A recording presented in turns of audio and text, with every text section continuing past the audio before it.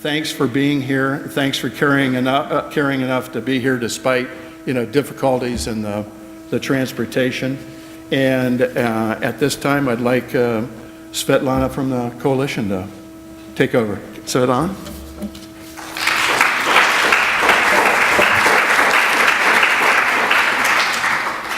Thank you, Fred. I'm honored to introduce our keynote speaker, Robert Storr, who took time off from his incredibly busy schedule to be with us today.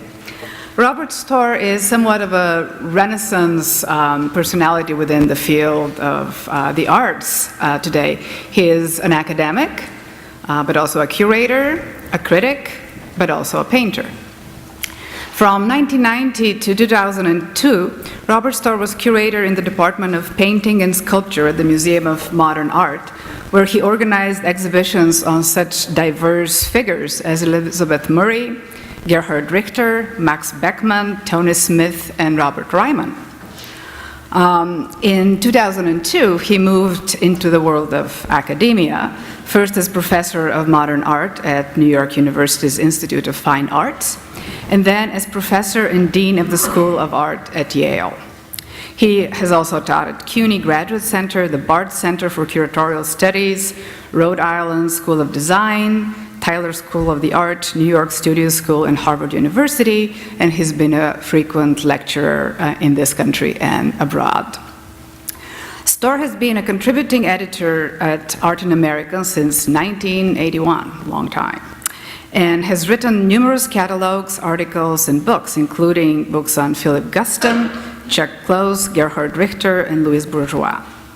Among his many honors, he has received an honorary doctorate from the School of the Arts Institute of Chicago and the Maine College of Art, as well as awards from the American chapter of the International Association of Art Critics, the Lawrence Fleischman Award for Scholarly Excellence in the Field of American Art History from the Smithsonian Institution's Archives of American Art, and the French Medal of Chevalier des Arts et Lettres.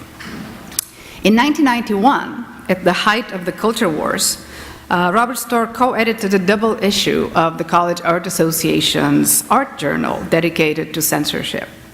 In his editor's introduction, he warns, "The greatest threat we face today may not be court-enforced censorship, but repressive decorum and general self-censorship."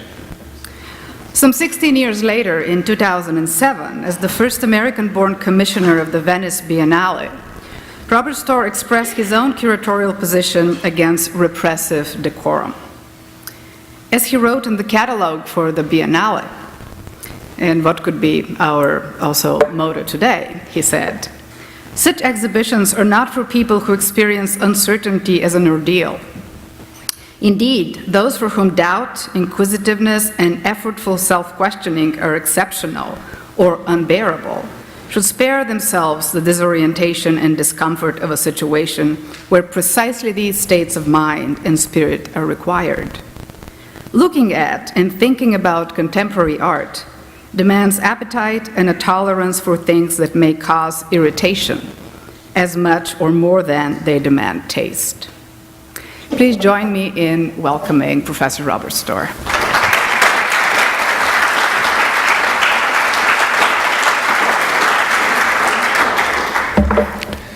Okay, I'm considerably jet-lagged since I've just been in Oklahoma talking to people about the arts and trying to talk about the things that are touchy and trying to bridge the kinds of gaps that you might imagine. So I'm going to try it again here with a different audience altogether.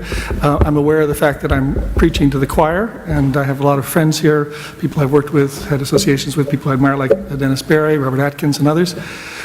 So I'm simply going to take this opportunity to try and talk to a community rather than preach to a choir, and talk about both our situation in dealing with these issues as well as the situation itself. I want to thank Fred Bowler and of course also Svetlana for getting me here, and I have to apologize that I'm going to have to leave here almost immediately after I talk in order to get back to the things I was committed to before this even came up. So with that as a preamble, the culture wars are back, I think. Here we are again.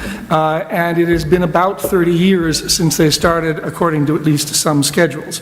If you take the Mapplethorpe exhibition Perfect Moment, which created a furor here and pretty much everywhere it went, that might be the single major event of this whole cycle. But there were many others. Since, of course, the year 1989 in which the whole controversy here at the Corcoran took place was also the year that John Frohnmayer demanded that Artist Space return money that had been given for an exhibition because of a Cadillac essay by none other than David Wojnarowicz, who is the current focus of the same kind of hysterical response.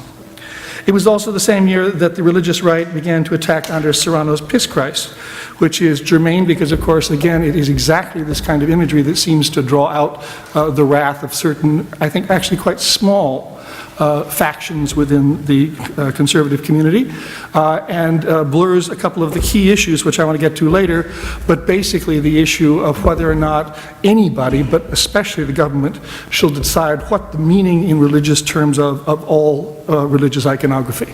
In other words, if we cede to any particular pressure group the right to say, hands off this image, you're not allowed to use it, you're not allowed to interpret it, you're not allowed to mean what you mean by it because you can only mean what I think you mean by it, we are backed into a corner from which we cannot escape. In 1990, the year afterwards, was the year that the then Secretary of the NEA, Frohnmayer, vetoed grants to Karen Finley, Holly Hughes, John Fleck, and Tim Miller.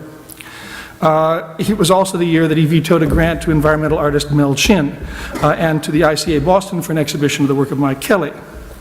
And of course, the battle was joined long before that. I can remember in 1981 being called to a meeting at the apartment of Irving Sandler, who has many times provided, a chance to get together and talk within the arts community about what to do about the things that threaten it or what to do on its own behalf, and so on. And this was a result of Samuel Lipman's and Hilton Kramer's successful attempts to kill the critics' grants, the charge being basically, why should we spend good government money on people who hate America? I wasn't aware that I hated America. None of the people in that room, which included Betsy Baker, Ingrid Cici, and many others, were aware that we hated America, but we were told we hated America and that we were not even entitled to distribute money to others who might also not hate America, that it was only Samuel Lipman and Hilton Kramer who knew the matter at hand. In 1983, Frank Hodsell vetoed grants to Heresies and to PAD, which is a political art and documentation collective, very important one. And in 1987, Hodsell vetoed billboards by Jenny Holzer. Jenny Holzer now has billboards at the bottom of some of the biggest, or one of the biggest, corporate headquarters in downtown Manhattan. How times have changed. Of course, there is much more, and one can go much further back, at least into the 1970s, when the People's Flag Show at Judson Church was shut down by a local district attorney. And you can go back to the 50s, the McCarthy era, to the 40s, the pre-McCarthy era, and the campaigns against artists that included campaigns none other than Philip Guston, to the 1930s, and so on. I've taken these incidents from a timeline of censorship that was created for 2 issues by the art journal that I edited with Barbara Hoffman for the College Art Association, and I believe it was Robert Atkins who formulated that list. And it's online, and I recommend that you read it. It makes for depressing readings if you are of the opinion that battles should be fought once definitively and then they're over. That is, in fact, of course, a historical mistake, and I think a lot of the frustration that comes out, it comes from people who sort of thought they don't have to do politics throughout their professional lives, in all dimensions of their professional lives. They only have to do it once in a while, and they should win, or maybe lose definitively, after which they can return to other concerns. But the enemies of free speech are tireless, and we must be tireless in its defense. We must also be very adaptable, since they are clever. We must be cleverer. The First Amendment rights are inalienable, indivisible, and categorical. So if there's one thing that every citizen should know by heart when the chips are down, it is these words. The Congress shall make no law respecting an establishment of religion, or prohibiting the free exercise thereof, or abridging the freedom of speech, or of the press, or of the right of people to peaceably assemble and to petition the government for a redress of grievances. That's the sum total of the First Amendment. It is incredibly powerful language, and it is also quite categorical. When challenged, defense of this right must be equally equivocal and resolute. It also must be timely, and that time has come again. Just this past week, Paul LePage, the governor of the state of Maine, in which I was born, by the way, so I guess I should bear a little bit of the embarrassment of this, who won with only 38% of the popular vote, demanded the removal of murals by Judy Taylor from the Maine Department of Labor building. Why? Because they portrayed laborers instead of management. And because they portrayed laborers, in part, who took action and made strikes, as if this was somehow no longer a patriotic attitude. And as to the timeliness of the resolution, as to the question of timeliness and resolution, there is, of course, the recent case at the National Portrait Gallery and its self-censorship of the hide-and-seek exhibition. Why were people not ready for these things? In some ways, it is hard to fathom. After all, the impulse behind this particular exhibition was entirely admirable. It was scheduled to be in sync with a more general current of opinion that was shifting towards overturning long-standing and untenable policies in other areas. With nearly disastrous wobbles, those policies actually were overturned, and I'm speaking of Don't Ask, Don't Tell. The untenable compromise of Don't Ask, Don't Tell was itself a demonstration of what kind of aberrant things happen when you start to compromise on matters of fundamental principle, and I might add not just principle, since that would sort of turn it only into a moral stance, but of law, on the part of the people in authority who know better. The Clinton administration knew better, and they waffled, and they made bad policy, and we have been paying for it ever since. And I fear that this is a second round of the same kind of thing, because in this particular case, the reason that it was overturned had more to do with generals and the people who were, in fact, in charge of the military policy than it did with politicians in other areas who should have spoken up forcefully and used it as they call an education moment. Now, in this particular case, it was more than a little egregious, because here we had people who wanted, in fact, to serve this country, who were willing to bet their lives on service to their country, if only something which was their right, which is a right to serve, would be given them.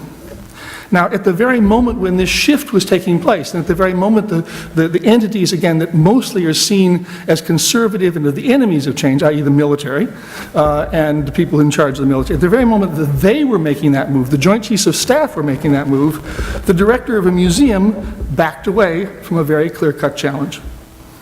I should say that it could have been, if the exhibition had been untampered with, the final rejoinder to Jesse Helms and to the homophobes around him who pushed the policies that created the first round of difficulties. At the point at which the National Portrait Gallery shows the work of gay and lesbian artists and of their contribution to American culture and to American history is a moment to be absolutely proud of. It is all the more shameful, therefore, that one should then back away from that for fear of something else. Now, I'm not mentioning names, and I will not mention names throughout this. I'm not here to speak against particular individuals or to cause them discomfort. I take no pleasure in saying the things that I say, and I don't want to look down from some kind of moral high ground on the conduct of colleagues. Rhetorical self-righteousness does absolutely no good in such circumstances. Organizing in common cause may. Furthermore, I do not exactly know who is to blame. I've held a high position in a big, high-profile institution. I fully grasp the mechanisms in operation when compromises of this kind are made. I completely understand the institutional stakes and the institutional imperatives, or so-called imperatives, that seem to push people in this direction. And I understand the personal and professional stakes as well. People can, in fact, lose positions they fought to get. And I assume that more than one person was involved in this decision. It was a very bad decision. It was probably not a singular decision, but I assume that more than one were involved in it. And therefore, I assume that it was made hastily and under enormous pressure.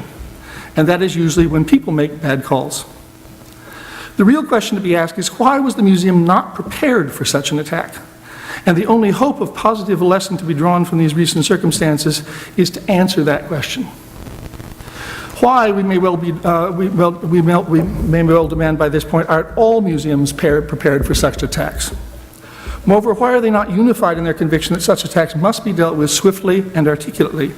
And why, before anyone speaks, do they not have an agreed upon strategy for defending themselves and artists and art?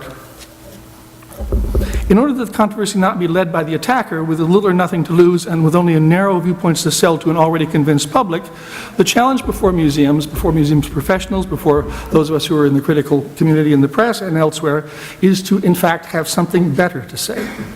These debates should be led by people who actually have the best case for what is best in us. In truth, it shouldn't be that hard. Take this instance, and I should say it was well reported by Blake Gopnik in the Washington Post, as well as other places. A gentleman by the name of Donahue, I will name the villains, a gentleman by the name of Donahue of the Catholic League attacked this exhibition on the grounds that it was designed to inflict injury, and assault the sensibility of Christians. It was hate speech. That was the argument. Now, first of all, hate speech is not disallowed, and I have to say that even a conservative court, such as the one we have now, has essentially affirmed that principle in the recent decision of Snyder versus Phelps. Hate speech is not illegal in this country. It is in Europe. It is in many places, but it is not illegal in this country. And I think we can see well the benefits of not having such an understanding of First Amendment when it comes to situations like this. The particulars, again, are striking, and I wrote about some of them in more detail in an issue of Freeze, which has just come out if anybody's curious, but probably by the end of this speech you'll have heard enough of me. It is specifically that the First Amendment does not disallow certain types of speech on conditions. But in interpretation put forward by Donahue, it effectively does. It basically says the court shall step in, or people anticipating the judgment of the courts shall step in and decide on certain circumstances where the battle should be fought outside of the limits of total freedom of speech. In other words, you pull in, you crimp, you tuck, you nip around the edges of it in order to avoid certain problems. And in this particular case, religion, rather than homosexuality, is the nominal cause. Now, of course, homosexuality was the absolute cause of this. And the fact that Mr. Donahue couldn't even bring himself to describe David Wojnarowicz jerking off on camera as a part of the same video clip indicates how timid he is, even with respect to his own audience. So that therefore he picked the affront to religion as the one that everybody would rally around. And so it was. But what does this actually do? It basically says that the state shall not only restrict speech, it shall become an arbiter of whose religion is the one that shall be sanctioned. So, for example, if we say that Serrano is a believing Catholic, or Chris O'Feely is a believing Catholic, or that David Wojnarowicz was a believing Catholic, or Andy Warhol, a believing and observant Catholic, who uses the crucifix in various and sundry ways, it is up to the state to decide whether it is used properly or not, which is a direct infringement not just of the basic right to speech, but of the Establishment Clause of the First Amendment. It also brings into question matters of artistic judgment, if you want to call it that. Not so very long, Jasper Johns showed some of the works that he made during the AIDS crisis at the National Gallery that include quotations from the Isenheim altarpiece. The Isenheim altarpiece, of course, is an image of the mortified Christ and also the transfigured Christ. These were things that Johns understood well as being things that could be used to talk about the suffering of AIDS patients. Now, nobody attacked the National Gallery, or Jasper Johns, who is by this time an established canonical figure, for using religious iconography in this way. They could have, easily, but they didn't.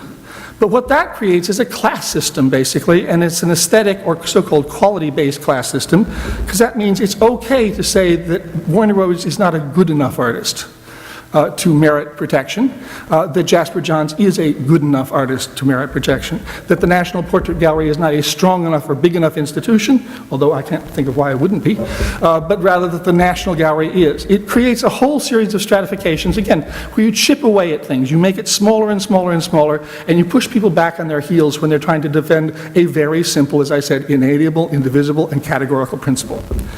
Now, what was done with Wojnarowicz could have been done to Johns and was not. It should not be done to either. It's indicative of some of the problems that we have seen in previous cases. Take the famous Sensation confrontation in 1999 in my own city, in fact, in my own borough of New York. There, Chris O'Feely, who I mentioned, showed a piece called The Holy Virgin Mary. The Holy Virgin Mary was an African-American, or an African-British, I don't know, African island, Virgin Mary on a very beautifully made ground, which included a series of clipped photographs, and it was put on a footing of dung, and elephant dung was stuck to it. Now, this was treated by Mayor Rudolph Giuliani as a complete violation, again, of religious sensibilities. He said, "There is nothing in the First Amendment that supports horrible and disgusting projects." Oh, yeah? If another museum does the same thing that this museum does, if it aggressively attacks, let's say, a different religion, I'll have the same reaction to it. We have not noticed him taking strong stances in defense of the mosques in New York, for example, but be that as may, he's no longer mayor. But in any case, it was very clearly a case of someone representing government interests stepping in to a religious context and taking a position based on that religious context and imposing government on the establishment of religion, which is a no-no. It was done also with a lot of little wobblies around the edges again, and wobblies that were meant to appeal to different constituents of people who were prone to wobbling. So, for example, it was said that the work in question was also offensive, but it was offensive and no good, too. It was weak aesthetically. This was a position actually taken by the director of one of the major museums in New York, who wrote an op-ed piece in the New York Times in the middle of this crisis, basically saying, "I loathe what you do, but I defend your right to say it," but the defense of the right to say it was very weak compared to the statement of loathing. And basically, he condescended to the work in that exhibition. This is a director who's never been known particularly for being a defender of contemporary art. He condescended to that exhibition and encouraged people to take a sort of mixed view that said, well, it's not so bad if it goes down this way, because after all, the work isn't very good. Now, I don't know what you think about Chris O'Feely. He's coming next week to Yale to talk, so I guess that means I kind of like him. But even if I didn't like him, that is not the issue. The issue precisely is that aesthetic judgments shall not be made by the state any more than religious judgments. And it's interesting also that in this particular case, rather like the one I mentioned before where Mr. Donahue didn't seem to notice, or at least wouldn't talk about masturbation on a videotape, that the same kind of thing happened with Mayor Giuliani. He didn't mention that all around the Mary was a nimbus of booty shots from African American pornography. And that in fact, if you were looking for obscenity, you didn't have to look very far. Now, we can get into a long discussion of Mary Magdalene and her role in the Christian story, and I think probably dealing with Chris, who's a subtle man, that is why those things were there. But in any case, the choice of discussing religion is a way of saying religion is ipso facto sacrosanct in this country, and if we can't win the battle of obscenity, we'll win it this other way, right? And we'll go after you wherever we can. If we can't win it on homophobia anymore, we'll now go more and more into the church. I would just like to speak as somebody who does not believe in God, who has many religious friends, but does not believe in God. Nobody ever talks about the problem that we have having to listen to everybody else pleading for religion in general. Now, in any case, so you had a situation where the mayor of the city of New York threatened to shut down and defund a museum over a piece that he misinterpreted or didn't interpret. He, of course, made no allowance for cultural differences. He made no allowance for the fact that, in fact, elephant dung has significance in African diaspora cultures, which it does not have elsewhere. I mean, it was just a complete Donnybrook in terms of what one could have said and what was not said. But in any case, and next you get this, and this is, again, where I think we have to take some time to think. You have, again, the director of a major museum backing away from the struggle by pretending to take a strong position for art and in fact giving people excuses for not defending it. But you even have the director of the very museum in which this exhibition took place blowing it also. That director organized a street demonstration to which I went. I was the only museum person not associated with the Brooklyn Museum at it. I went with MoMA's permission, but there was no general rising up of all the institutions in New York to defend the Brooklyn Museum under these circumstances. But in the course of all of the debates about this, it also turned out that the show was basically paid for by the man who owned the work. And it was also turned out that the director of the museum who said he saw the exhibition and just had to have it come to New York, therefore, making all of those contemporary hot, we're going to get with it, juices flowing in defense of this art, turns out he didn't actually see it. So not only did Giuliani not see the booty, but actually the director of the museum saw booty, but he didn't see the exhibition before he showed it. When museum people behave in irrational in indefensible and in deeply shallow ways in defense of the things that they're supposedly defending, it's like a field day for anybody who wants to attack the more fundamental principles. And that is more or less what came about. But this is, again, not about individuals so much. It is about the field in which we all have an interest. Some of us have multiple roles in it. And it's about our unreadiness to stand up to the interests of that wish to attack us and to stand up for the interests of our public. Remember that the First Amendment states that nothing shall be done by government that inhibits the right of people to peaceably assemble. Museums are assembly points. They are places where people come to think about the unthinkable, to see the unsightly, to talk about the things over which they are bound almost to disagree. Museums are not places where you come for consensus, where you look for what everybody already agrees on. It's where you come to have a debate over meanings, over forms, over aesthetics, over even the legitimacy of images. It is a place around issues which are generally marginalized in a culture focused on business and other material concerns. And it is also a place where people who are of different types come together to do this. One of the great things about the Brooklyn Museum, and I lived on one side of the park and now I live on the other side of the park, but Brooklyn is as close to the sort of melting pot that you can get, at least the melting pot as imagined by Walt Whitman years ago, and he being a Brooklynite, as you can get, because if you go to the gardens behind the museum, the Hasids are there, the Chinese are there, the Hispanic community is there, a huge West Indian community is there, the yuppies are there, the hipsters are there, everybody's there, walking around in this park. And when you go to the museum, they do that as well, and actually to the credit of the museum director, he created a sort of evening performance event thing going on, and it brought a lot of that audience to the museum that might not otherwise come. So it was a case of doing the populist thing the right way, and then blowing the opportunity to deliver to that populist audience the goods, the real arguments. But in any case, museums are places where people come to disagree about the significance of things. They are not temples, they are not treasure houses, they are libraries and forums. Now, let me give you another example of how this actually works. At the time of the Jesse Helms turmoil, in 1995, when it was still playing itself out, there was an exhibition of the work of Felix Gonzalez Torres here in New York at the Hirshhorn.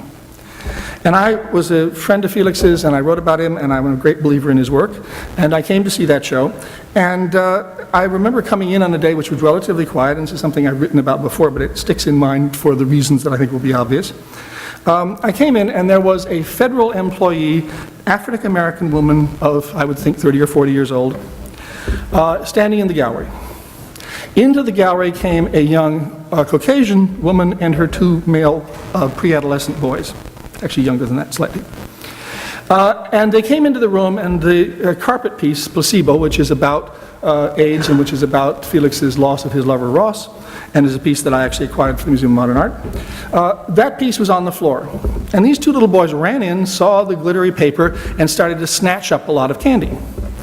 Now, in this particular context, there was sort of a standoff. Now, the piece is not only about Ross, of course, and it's not only about specific loss, it's about AIDS in general, and it's also a kind of secular sacrament. It's many, many kinds of things. But it's also about the laws of the museum. You're not supposed to touch, you're not supposed to take. Art is the thing that is over there, and you're over here, right? And you're there to admire it. It's all ocular, a pure opticality, to take Mr. Greenberg's terrible word. Anyway, and this was a case of pure, intensive, childish tactility. And they came up, and immediately the mother, in embarrassment, said to the boys, no, don't do that.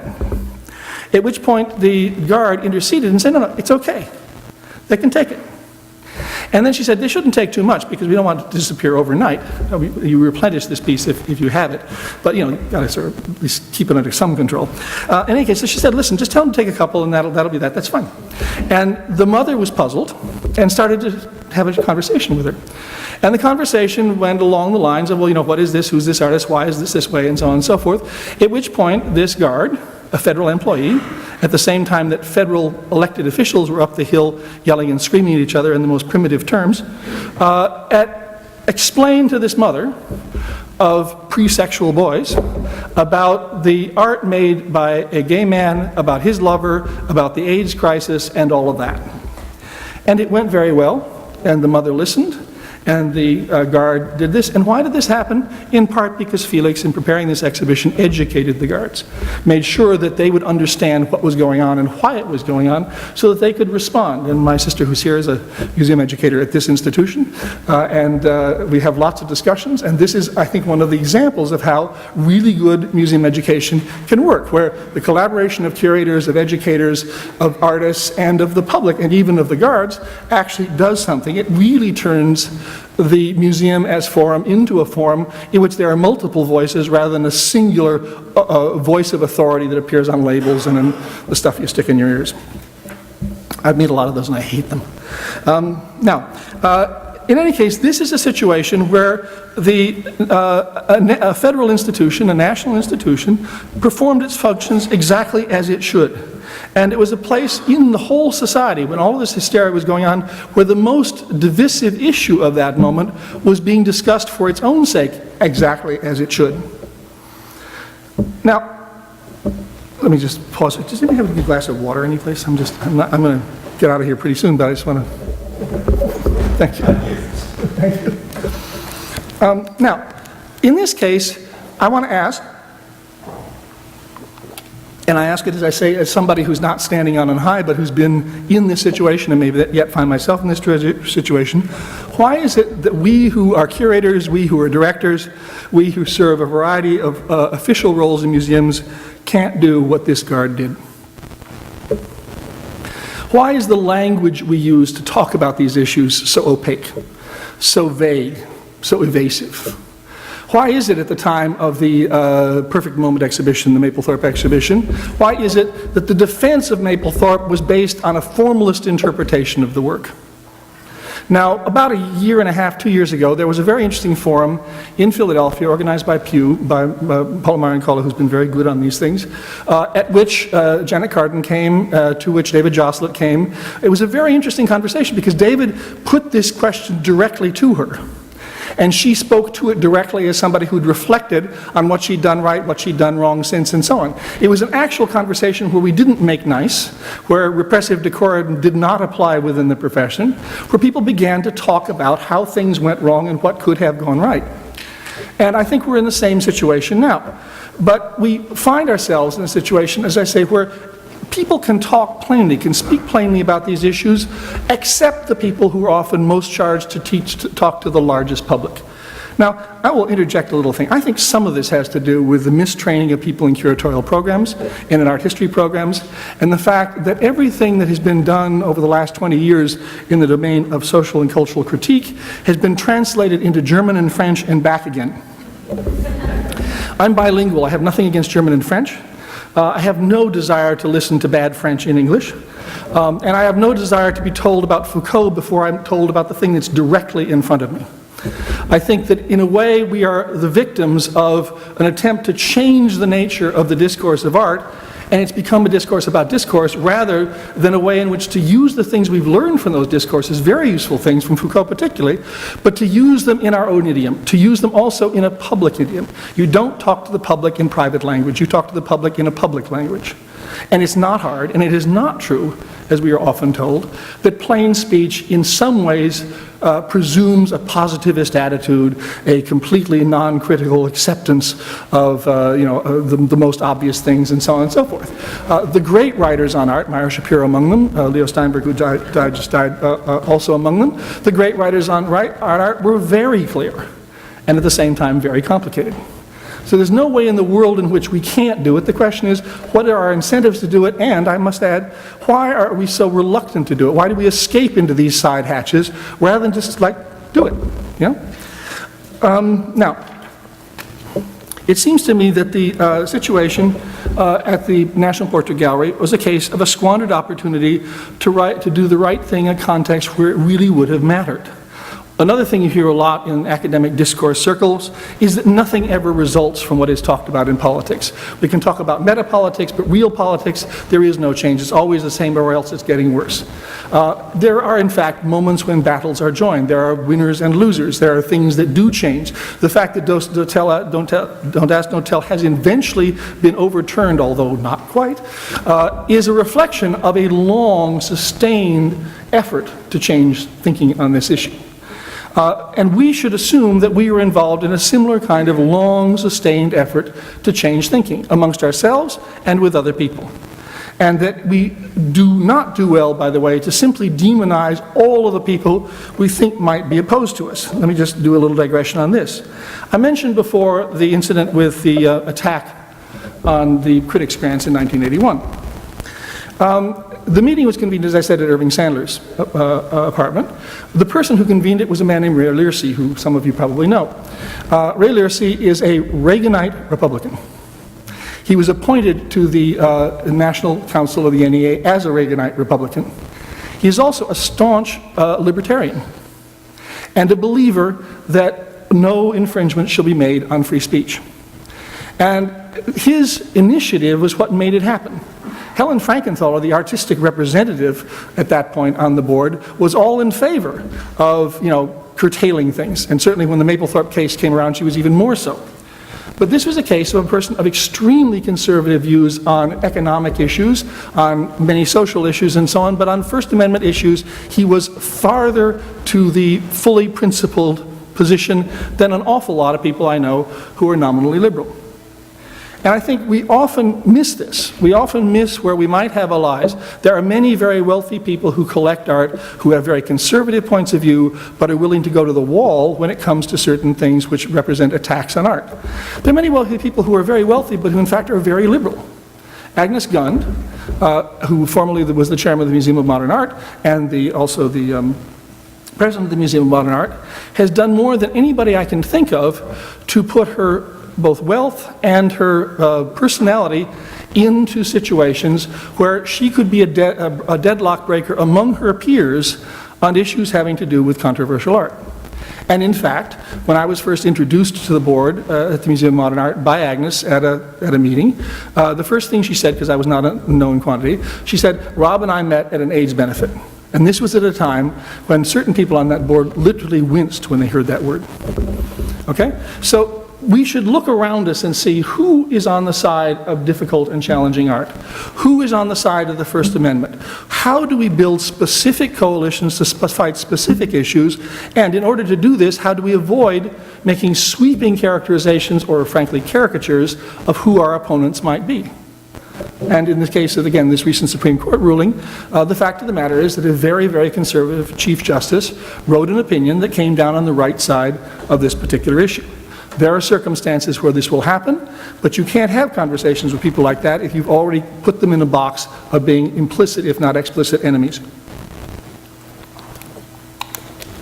Another aspect of this, of course, is just ordinary people. And Dennis Berry's right here, and he will tell you what I presume. But the case in Cincinnati was a case where a jury who was not aware of a lot of the things that we are aware of came down on the right side of free expression after a drumbeat of months and months and months of hostile opinion about Mapplethorpe, which might, I come from the Midwest also, might in many Midwestern towns have driven people into the camp of no, even though, they might have understood that the principle involved was yes.